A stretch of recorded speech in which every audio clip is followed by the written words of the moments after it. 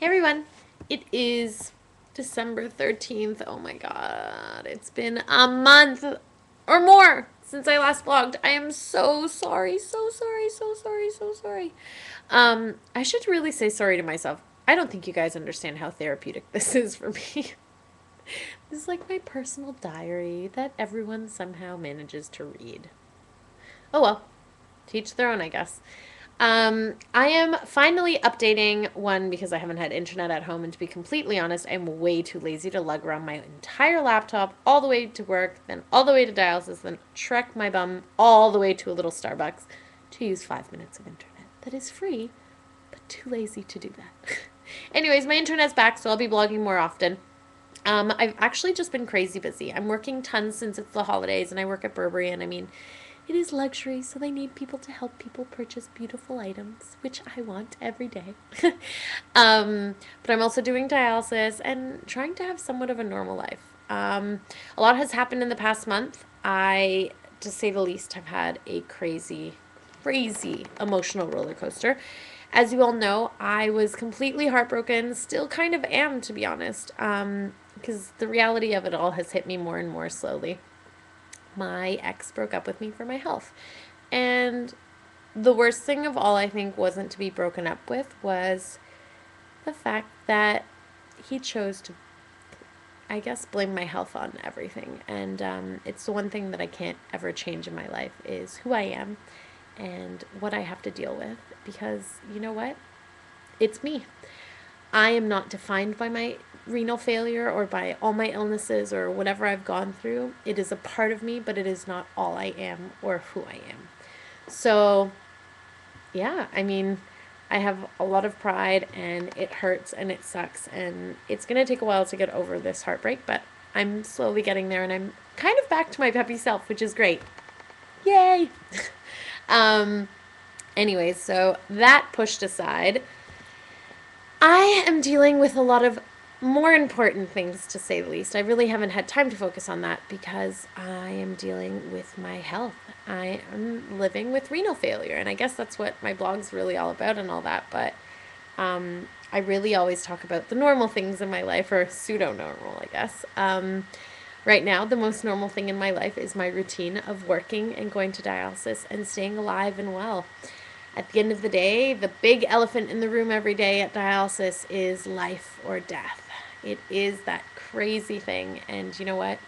I see people every day fighting for their life and doing everything to stay alive. And I am one of those people, and I do it with pride. And I think every single person I see in the dialysis unit does it the same. I have to personally thank each and every one of you, mom and dad. I know you watch this, but all my friends, my family, all of the strangers across the world. I mean, I get messages from all over the world from people who support me. If everyone had such an amazing support system, they'd be just as strong as you all think I am. Um, so thank you. Without you guys, all the info I get, all the updates about, hey, you know what, did you see this information in England? They're doing transplants about this or that, or printing out organs on TEDx and all kinds of cool stuff. So thank you. Without you guys, you know what, I wouldn't have the energy or the motivation to really keep going.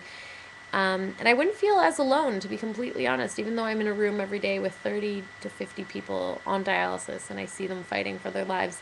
Sometimes I just feel alone, and you guys provide that outlet for me. It's like a live journal, like I said, or a diary. So it's great.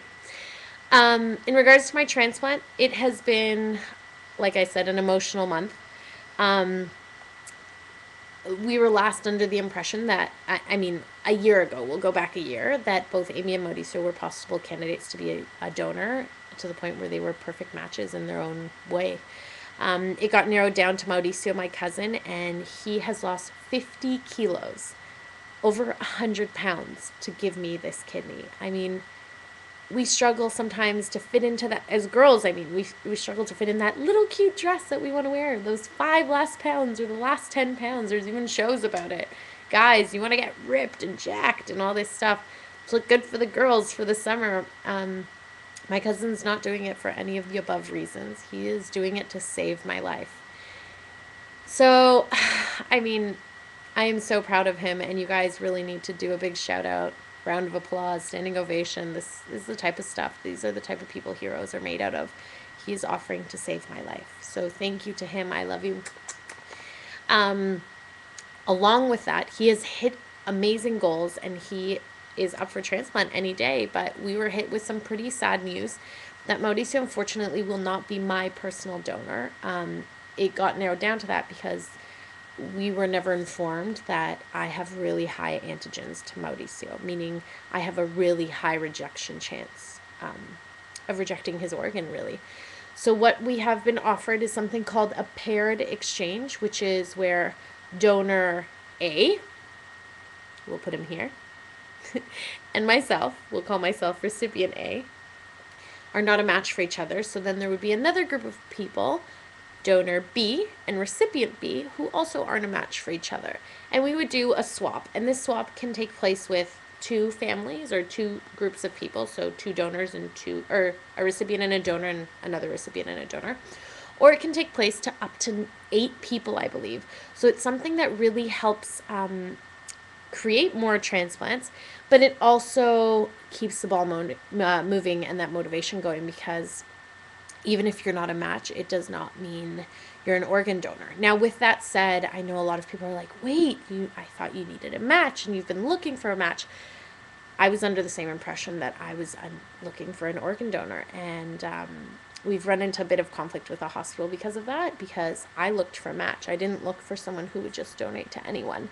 And Mauricio wasn't going to donate to anyone. Him and Amy actually were both offering to save my life.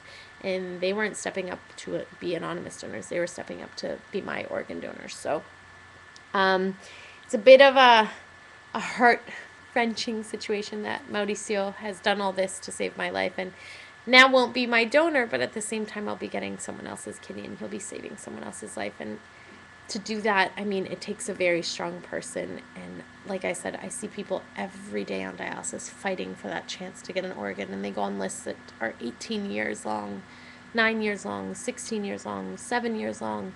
On average, a person waits 7 to 9 years for a kidney if they're on the Canadian list. So please, if that doesn't motivate you to sign your organ donor card, then I don't know what will. I am eagerly awaiting transplant, but at the same time, every day feel a lot of guilt complaining that I'm on dialysis or complaining that I haven't gotten my kidney yet, because I have someone offering to save my life, but also because I see people every day fighting for their life. People die waiting on dialysis for an organ, and I'm fortunate enough to have a donor who's willing to give to someone else just to save my life. So it's been a rough month, to say the least. I was sick at one point. I had pneumonia. I scratched my cornea. I got an eye infection. I mean, it was just a messy past month. And then emotionally just tired and drained. And I'm back to my peppy self. Yay! And I mean, I have my good and my bad days, but I have to thank you all for supporting me and thank my family and my friends for being there, because that's what my life is made out of, an amazing support system. And I really believe that one person can make a difference. So if you have one person in your life that supports you, that's more than enough. Anyways, it is, like I said, December 13th. We are, 7 days away from Christmas? Not even? No. 10 days. 10 days away from Christmas, I think. Yeah. 10, 11, 12. 12 days away from Christmas. Good math skills. Those who celebrate Hanukkah, you are days away as well. Festivus, Kwanzaa, I mean, all these amazing holidays. And my favorite is New Year's Eve. Now, you ask why? Because it's my birthday. Anyways, that was my little jig for the day. I'm going to be turning 24, and I'm extremely excited. It will most likely be an extremely low-key birthday because I am working tons and just really want to take it easy. Maybe go out for drinks or dinner with some friends or something, and that's it. But for my birthday, I'm coming up with quite the wish list, which will be up tomorrow or the day after. I'm going to do a blog with a list of interesting things. I wish you all a happy day and happy holidays, and I will blog this week.